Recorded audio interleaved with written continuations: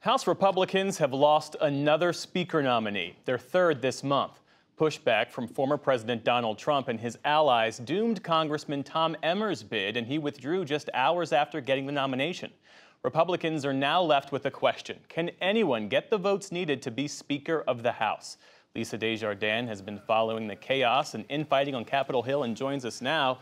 So Lisa, Tom Emmer, around noon Eastern, was elected Speaker designate among House Republicans, and by 4:30 Eastern, he had dropped out. What happened?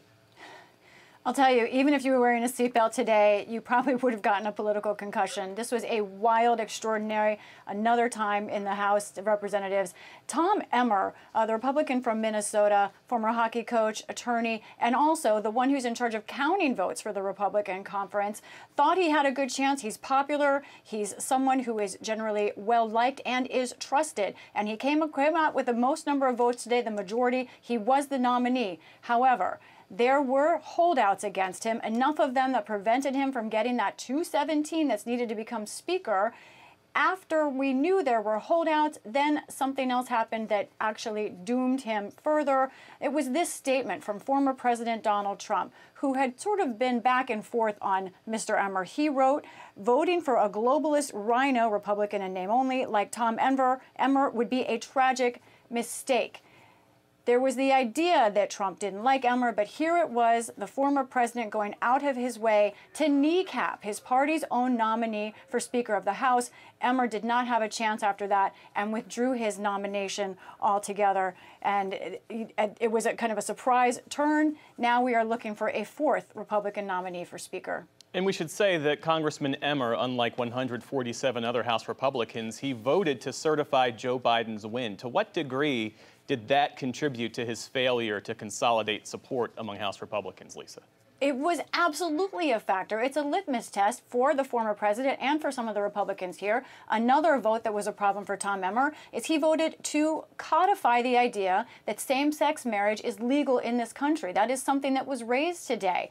Now, talking to Republicans about what's all underneath this, we know there are a lot of layers. There's a power vacuum here. There's Trump exercising influence. There are resentments. But one Republican, Mike Gallagher, who's the chairman of the China Select Committee, said there are even more deeper issues as well.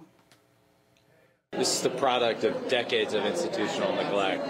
So if you have people that feel no loyalty to an institution like Congress because it's weak, they've gone from being the most powerful branch of government to the weakest, and they're not going to abide by the rules of conference or the norms of congressional behavior. And it just seems like, you know, if you disagree with someone on one policy position, like a lot of people disagree with Emmer's position on gay marriage, I guess, that's enough to say you won't support it for Speaker. We can't operate that way. Seem to be drifting into the outer room, sort of an area where it's not clear what rules and laws are in effect. It does feel like we're there right now. But one sign this is also capturing even more the public imagination, just anecdotally, I'm getting more texts from my neighbors, even my mom, about this situation. The concern about the chaos in the House really is expanding, clearly. And look, the House has been rudderless for more than 3 weeks now. What happens next, Lisa, to the degree that anyone knows? As you and I are talking right now, Jeff, the House conference is again meeting behind closed doors. They have decided to just reopen their candidate list, and they again have now a slate of 6 candidates. I want to talk about 2 of them at the top, 2 who were in the running this morning that we're watching especially. Kevin Hern, he's in charge of the Republican Study Committee, an important group of Republicans, and then also Mike Johnson of Louisiana, also known as a conservative. You know, behind the scenes, their 2 camps have already been talking about who's more conservative than the other. But they now have to fend with sort of a quasi-new field with 4 other candidates tonight.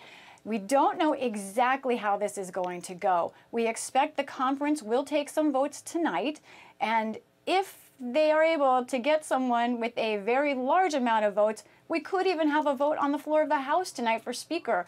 There are some who are saying they want to go all night until they figure that out. But you know, Jeff, we've heard that before. Meanwhile, as you and I talk, it is 3 weeks until our government runs out of funding, and that is the exact same amount of time as we've been without a speaker. So that time can move very quickly. All right, Lisa Desjardins, thanks so much. We appreciate your reporting as always. You're welcome.